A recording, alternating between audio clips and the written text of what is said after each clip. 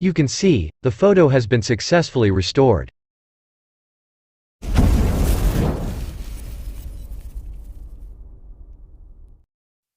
Hello everyone, this time I will give a tutorial on how to restore permanently deleted photos on Android.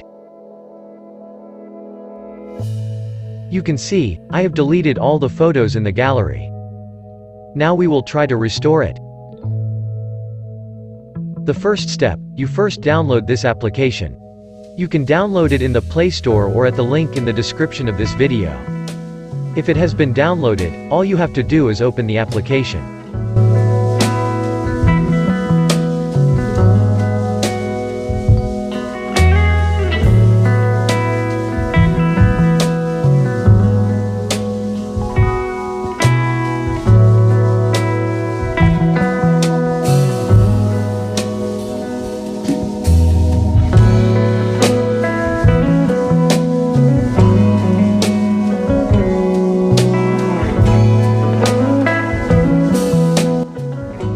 The photo has been successfully restored. Now we will check the gallery.